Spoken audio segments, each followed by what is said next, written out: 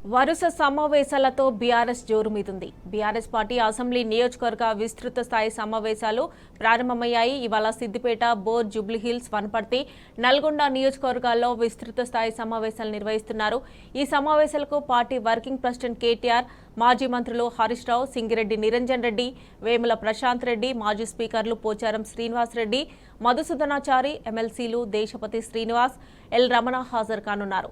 Assembly ఎన్నికల ఫలితాలు, రాబోయే పార్లమెంట్ ఎన్నికల్లో అనుసరించాల్సిన వ్యూహం, పార్టీ పటిష్టతకు తీసుకోవాల్సిన చర్యలపై క్యాడర్కు దిశానిర్దేశం చేస్తారు. నేతలు, కార్యకర్తల సలహాలు, సూచనలను స్వీకరిస్తారు.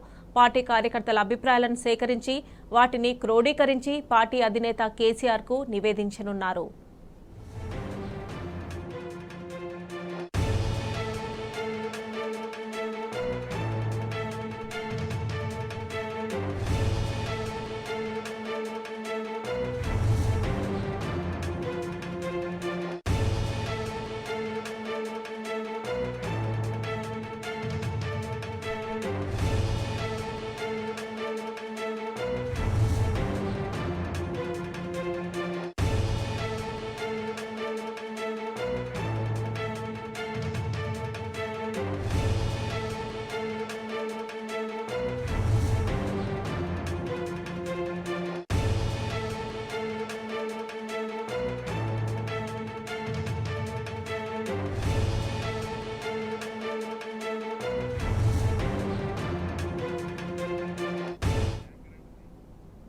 వరుస సమావేశాలతో బీఆర్ఎస్ జోరుమీరుంది.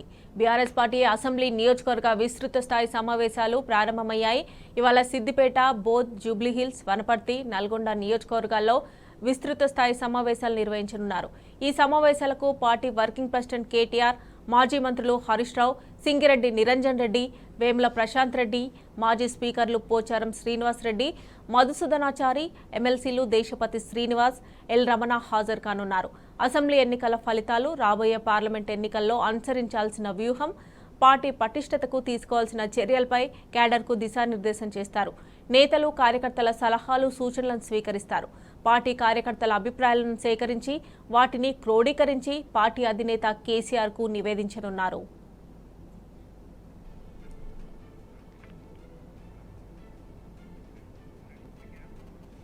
ఇక నల్గొండలో బీఆర్ఎస్ అసెంబ్లీ నియోజకవర్గ విస్తృత స్థాయి సమావేశాలు కాసేపట్లో ప్రారంభం కానున్నాయి. ఇక మరిన్ని డీటెయిల్స్ మా ప్రతినిధి రాము లైవ్ లో అందజేస్తారు. రాము,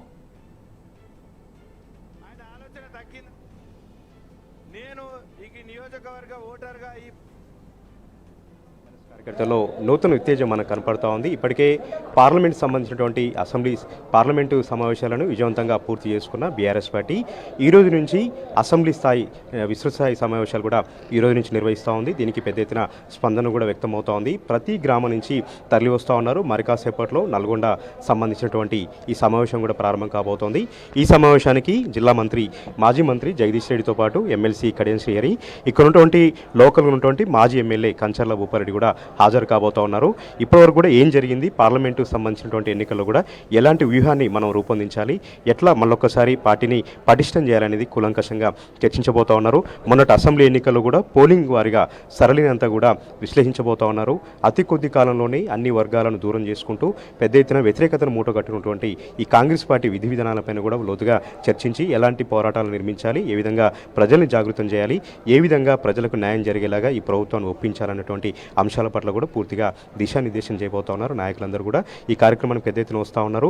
నల్గొండ పార్లమెంట్ సంబంధించి గతంలో ఎప్పుడు కూడా ఇక్కడ పెద్ద ఎత్తున కూడా పోరాటాలు జరిగాయి. ఈసారి కూడా పెద్ద ఎత్తున పోరాటాలని నిర్మించి మరొకసారి బీఆర్ఎస్ పార్టీకి పెట్టని కోటలాగా ఈ నల్గొండ పార్లమెంట్ని నిలిపేలాగా పెద్ద ఎత్తున ఈరోజు సమీక్ష సమావేశం నిర్వహించబోతున్నారు. కడియం శ్రీహరి గారు కూడా హాజరు కాబోతున్నారు. ఇక్కడ కార్యకర్తల నుంచి సలహాలు, సూచనలు తీసుకున్న తర్వాత గ్రామాల వారిగా ఏ వర్గాలు ఎవరి వైపు ఉన్నాయి, ఏ విధంగా అటువైపు మళ్ళీ ఏ విధంగా బీఆర్ఎస్ పార్టీ వైపు తీసుకొచ్చేలాగా బీఆర్ఎస్ పార్టీని క్షేత్రస్థాయి నుంచి మళ్ళీ పటిష్టం చేసేలాగా ఆ నివేదికలన్నీ కూడా తెప్పించుకొని ఆ నివేదికలన్నింటినీ కూడా బీఆర్ఎస్ అధినేత కేసీఆర్ గారికి నివేదించేలాగా కూడా ఇక్కడ కార్యక్రమాన్ని రూపొందిస్తూ ఉన్నారు. ప్రస్తుతం ఈ సమావేశానికి హాజరైనటువంటి నాయకులు ఉన్నారు, వారితో మనం మాట్లాడదాం. మేడం, ఎట్లా అనిపిస్తుంది మేడం? మరొకసారి కూడా మీరందరూ సమావేశం అవుతూ ఉన్నారు. మనని పార్లమెంటుకు సంబంధించినటువంటి మీటింగ్ కూడా విజయవంతం అయ్యాయి. ఒక జోరు కనిపిస్తూ ఉంది, ఒక జోష్ కనిపిస్తూ ఉంది. పార్లమెంట్ ఎన్నికలు కూడా ఎట్లా ముందుకు పోతారు, ఎట్లా గెలుస్తారు? మాకు ఉద్యమాలు కొత్త ఏమీ కాదు, మళ్ళీ ఉద్యమాలు ఉద్యమించడానికి కూడా మేము రెడీగా ఉన్నాం. ఎందుకంటే ఇప్పుడు వచ్చిన ప్రభుత్వాన్ని అందరూ కూడా గమనిస్తూ ఉన్నారు. ఖచ్చితంగా మేము మీటింగులు ఎందుకు పెట్టుకుంటున్నాం అంటే మేము మళ్ళీ కూడా అంతా కలిసికట్టుగా ఉండి మళ్ళీ తెలంగాణ మళ్ళీ మా జెండా ఎగరటానికి మేము సంసిద్ధమై ఉన్నాం. మా సీఎం కేసీఆర్ గారు మా దేవుడు మా బాపు మళ్ళీ సీఎం కూర్చునే వరకు కూడా మేము నిద్రపోవని మహిళలందరి తరపున చెప్తా ఉన్నాం. ఈ ప్రభుత్వాన్ని చూసినట్టయితే ఒక ఆడపిల్లని కూడా చూడకుండా మొన్న మనం కాలేజీ దగ్గర 2 మహిళా కానిస్టేబుళ్ళు జుట్టు పట్టుకొని ఈడ్చుకపోతా ఉన్నారు. మరి సీఎం గారు ఏం చేస్తూ ఉన్నారు? మహిళలకు అన్యాయం జరుగుతుందని ఏం జరగనప్పుడు మీరు మా ప్రభుత్వం అప్పుడు మీరు అడిగినప్పుడు మీ కండు పోయినాయి అని దుత్రాష్ట్రుడు అయిన అని మేము అడుగుతా ఉన్నాం. 2 కానిస్టేబుల్ అమానుషంగా జుట్టు పట్టుకుని ఆ బిడ్డను గుంజకపోతా ఉంటే ఎక్కడికి పోయినారు? ఆ మహిళా మంత్రులు ఏమయ్యారు? అదే కనుక మా కాడ ఏం జరగకపోయినా మమ్మల్ని అందరినీ దుమ్మెత్తిపోసారే. బంగారు తెలంగాణ నిజంగానే మాలో బంగారు తెలంగాణ లాగానే మేము పరిపాలించాడు మా సీఎం కేసీఆర్ గారు. మళ్ళీ రాత్రి చూసుకున్నట్టయితే లేచిన కాంచి మేము టీవీలు చూస్తూ ఉన్నాము. ఒక హాస్టల్ హైదరాబాద్లో 2 దుండగులు 3 దుండగులు మహిళల ఆడపిల్లల దగ్గరికి దూరి ఏదో ప్రవర్తిస్తూ ఉంటే చెడ్డగా పోలీసులు వచ్చి ఆడపిల్లల్ని తిడుతున్నారు. ఏం ప్రభుత్వం ఇది? ఎక్కడ ప్రభుత్వం అని నిలదీసి అడుగుతా ఉన్నాం. మేము ఉద్యమాలు చేస్తాం, ఉరికిచ్చి కొడతాం ఇట్లా కనుక ఆడపిల్లలకైనా మహిళలకైనా అన్యాయం జరిగితే. ఇంకొకటి ఏంటంటే మళ్ళీ ఖచ్చితంగా మా సీఎం కేసీఆర్ గారు సీఎం అవుతారు. ఈరోజు దీనికి ఈ మీటింగ్కి మా గుంతకాండ జగదీశ్వర్ రెడ్డి గారు మాజీ మంత్రి గారు వస్తూ ఉన్నారు. ఆయన కడియం శ్రీహరి గారు, మా కంచెర్ల భూపాల్ రెడ్డి గారు, బండ నరేందర్ రెడ్డి గారు అందరు హాజరవుతా ఉన్నాం. మళ్ళీ ఉద్యమించడానికి ఉద్యమం కాదు, ఈసారి చూస్తారు మంటలు కక్కుతూ మా సీఎం కుర్చీలో మా దేవుడు మా బాపుని కూర్చోబెట్టుకుంటాం. ఆయన కోలుకున్నాడు, బిడ్డ మీ అంతు చూస్తాడు. మేము కూడా రెడీగా ఉన్నాం, కాసుకోండి. జై తెలంగాణ, జై కేసీఆర్. ఇక్కడ ఉన్నటువంటి మంత్రి కోమటిరెడ్డి గారు వ్యాఖ్యానించారండి, రైతు బంధు అడిగితే చెప్పుతో కొడతామని చెప్తా ఉన్నారు. ఇవన్నీ కూడా గ్రామాలలో వివరిస్తూ ఉన్నారు. ఈరోజు సమావేశంలో చర్చ పెట్టబోతా ఉన్నారు. ఇవాళ 6 గ్యారెంటీలు అని చెప్పినాడు. ఎకరానికి 15,000 వేస్తున్నాడు, కానీ ఇంతవరకు కూడా 1 ఎకరం నుంచి 2 ఎకరాలు కూడా వేయలేకపోతున్నారు. రైతులు ఇప్పటికి పెట్టుబడి పెట్టి చాలా అప్పుల్లో కూరుకున్నారు. వాళ్ళు చాలా బాధాకరంగా ఉన్నది. కరెంటు సరిగా లేక పొలాలు ఎండిపోయి పెట్టుబడి సాయం అందక ప్రజలు చాలా ఇబ్బందులు పడుతున్నారు. రైతులు చాలా ఎందుకేసిరా ఈ పార్టీకి అన్న ఈ కాంగ్రెస్ని ఎందుకు గెలిపిస్తురా అని చాలా బాధపడుతున్నారు. మీరు చెప్పండి సార్, దళిత బంధు కూడా ఇప్పటికే నిలిపివేయడం జరిగింది. ఎట్లా అనిపిస్తూ ఉంది? ఏం చర్చ పెడతా ఉన్నారు? మళ్ళీ క్షేత్రస్థాయి నుంచి ఎట్లా పటిష్టపరచబోతా ఉన్నారు?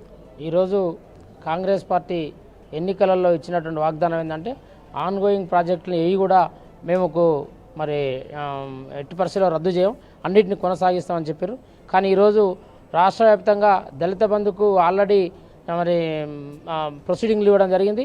అందరి లబ్ధిదారులలో అమౌంట్ అకౌంట్లలో పడ్డాయి. ఈరోజు బ్యాంకర్లు ఏం చెప్తున్నారంటే మీరు సంతకం పెట్టండి, లేదు అంటే మీరు ఓటీపీ అన్న చెప్పండి, మీ డబ్బులు మీరు రిటర్న్ తీసుకుంటూ ఉంటా ఉన్నారు. అది కాదు, ఎవరికైతే ప్రొసీడింగ్లు ఇచ్చి ఆన్గోయింగ్ ప్రాజెక్టులు అయితే ఏదైతే ఈ రాష్ట్ర ప్రభుత్వం గత ప్రభుత్వం కొనసాగించిందో ఆ పథకాలన్నింటినీ ఈ రాష్ట్ర ప్రభుత్వం కూడా కంటిన్యూషన్ కొనసాగించాలని, దళితులకు మరి ఏదో రకంగా కేసీఆర్ గారు న్యాయం చేస్తే మరి ఇచ్చినటువంటి డబ్బుల్ని మరి మేము కట్టినటువంటి ట్యాక్స్ల రూపాన వచ్చినటువంటి మా డబ్బును మాకు ఇవ్వకుండా వేరే వాళ్లకు మరి రద్దు చేస్తామనే విధంగా మాట్లాడుతూ ఉన్నారు. ఇది పద్ధతి కాదు. రాష్ట్ర ప్రభుత్వం ఇప్పటికైనా ఆన్గోయింగ్ ప్రాజెక్టులను కొనసాగించి ఏదైతే గత ప్రభుత్వం కొనసాగిన స్కీములన్నీ కూడా కొనసాగించాలని చెప్తాను. ఎందుకంటే పార్లమెంట్ ఎన్నికల గురించి చెప్పండి సార్. ఈరోజు అదే మీటింగ్ కూడా అదే కదా, పార్లమెంట్ ఎన్నికల్లో గెలుస్తారా? ఎట్లా ఆత్మవిశ్వాసం మీలో పెరుగుతా ఉంది? ఈరోజు నల్లగొండ నియోజకవర్గంలో ఒక చరిత్ర ఉన్నది. అధికారంలో ఏ పార్టీ ఉన్నా ఆ పార్టీ గెలిచినటువంటి చరిత్ర ఎక్కడ లేదు. ప్రతిపక్ష పార్టీనే ఈ నల్లగొండ నియోజకవర్గం అనాది కాలం నుండి కూడా గెలిచినటువంటి చరిత్ర నల్లగొండ నియోజకవర్గానికి ఉన్నది. ఇంకోటి ఏంటంటే గతంలో మేము 6 ఎమ్మెల్యేలను గెలిచి కూడా ఒకే ఒక కాంగ్రెస్ పార్టీ ఎమ్మెల్యే గెలిచి నల్లగొండ నియోజకవర్గంలో కాంగ్రెస్ పార్టీ గెలిచింది. కానీ ఈసారి మేము 100% నల్లగొండ నియోజకవర్గాన్ని గెలవబోతా ఉన్నాం.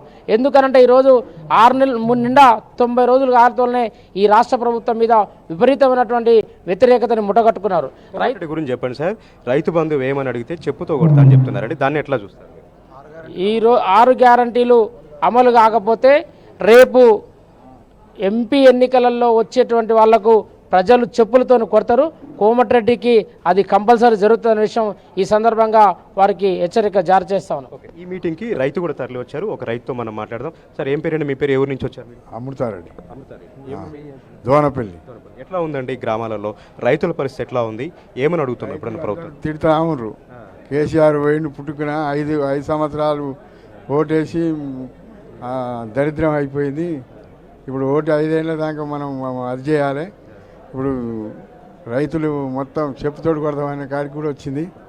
కేసీఆర్ గారు ఉన్నప్పుడు ఎట్లా ఉండండి రైతుల పరిస్థితి?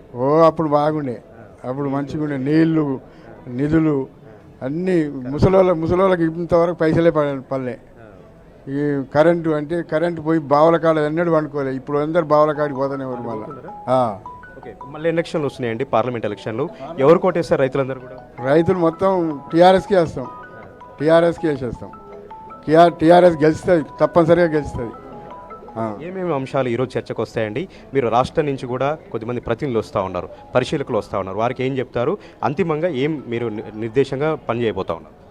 ఈరోజు నల్గొండ నియోజకవర్గానికి సంబంధించి పార్లమెంటు ఎన్నిక గురించి సమావేశం చేయడం జరుగుతూ ఉంది. నల్లగొండలో గతంలో లోపాలు, రాష్ట్ర ఎమ్మెల్యే శాసనసభ ఎలక్షన్లో కొన్ని లోపాలు జరిగినాయి.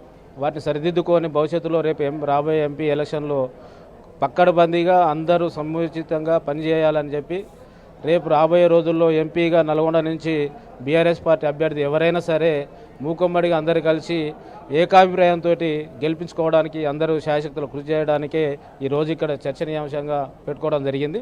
దీనికి అన్ని గ్రామాల నుంచి కూడా ముఖ్యమైన కార్యకర్తలు అందరూ కూడా విచ్చేస్తూ ఉన్నారు. దీనితో పాటు వాస్తవానికి ఈరోజు గత 10 సంవత్సరాలకెళ్ళి కేసీఆర్ గారు ఏ పథకం ఇచ్చినా ఏది చేసినా ఒక నిర్దిష్టంగా ప్రజల్లోకి వెళ్ళిపోయే విధంగా, ఎవరి అడగక ముందు కూడా ఇచ్చే విధంగా ఉండే, ఓ టైం బాండ్స్ ఏ విధంగా ఉండాలో ఆ విధంగా ఉండే. దానితో పాటు ఈరోజు రైతు బంధు కానీ ఇవ్వాలంటే ఇవాళ అడుగుతున్నారు అంటున్నారు. మీరు ఇచ్చిన డేట్ కోసమే రైతులు అడుగుతున్నారు. మీరు డేట్ ఇవ్వకపోతే ఎవరు మిమ్మల్ని అడిగేటోళ్ళు లేరు. ఇవాళ రైతు బంధు అడిగితే చెప్పు తీసుకొని కొడతామంటున్నారు. మీరు ఇవ్వకపోతే ఎవరు అడిగారు? ఇవాళ 6 గ్యారెంటీలు కాదు, 6 గ్యారెంటీల 13 సంక్షేమ పథకాలు ఉన్నాయి. 2 చేసినవని గొప్ప చెప్తున్నారు. దాన్ని ప్రజలందరూ గమనిస్తూ ఉన్నారు. రేపు రాబోయే ఎలక్షన్లో ఎంపీగా కాంగ్రెస్ పార్టీకి బుద్ధి చెప్తారు, బీఆర్ఎస్ పార్టీకి అత్యధికంగా మెజార్టీ ఓట్లు వేసి గెలిపిస్తారని చెప్పి ఈ సందర్భంగా తెలియజేస్తా ఉన్నాం. మీరు చెప్పండి సార్, టౌన్లో ఎట్లా ఉందండి? ఇంత అభివృద్ధి జరిగింది, ఏం చర్చ జరిపోతూ ఉన్నారు? రాష్ట్రం నుంచి కూడా వస్తూ ఉన్నారు పరిశీలకులు, ఏం చెప్తారు? గత మన నవంబర్లో జరిగినటువంటి శాసనసభ ఎన్నికల్లో రాష్ట్రంలో మరి టీఆర్ఎస్ ప్రభుత్వానికి వ్యతిరేకంగా కాంగ్రెస్ పార్టీ నాయకులు తప్పుడు ప్రచారాల ద్వారా, యూట్యూబ్ ఛానళ్ల ద్వారా మోసపూరితమైనటువంటి వాగ్దానాలు చేసి ప్రజల్ని మోసపుచ్చి అధికారాన్ని చేజిక్కించుకున్నటువంటి పరిస్థితి. మరి అలాంటి పరిస్థితిలో మరి ప్రజాభిప్రాయాన్ని గౌరవించి టీఆర్ఎస్ పార్టీ కూడా వేచి చూడాలనే ధోరణిలో ఉన్నప్పటికీ కూడా కవ్వించే చర్యలకు పాల్పడి ప్రతినిత్యం వాళ్ళు ఇచ్చినటువంటి 6 గ్యారెంటీలు, మిగతా కార్యక్రమాలు అమలు జరిపే దానిపైన దృష్టి సారించకుండా కేవలం టీఆర్ఎస్ పార్టీ పైన ఇటువంటి దుష్ప్రచారాలు చేయడం మొదలుపెట్టారు. పార్లమెంటు ఎన్నికలకు తిరిగి మళ్ళీ సమయం ఆసన్నమైనందున మరి టీఆర్ఎస్ పార్టీ తన శ్రేణులతోటి ముందుకు పోవడానికి సమాయత్తమైంది.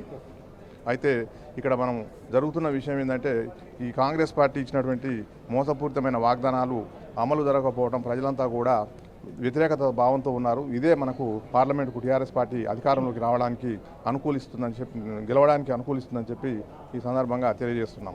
ఈ విధంగా కార్యకర్తల్లో ఒక కసి మనకు కనపడుతూ ఉంది.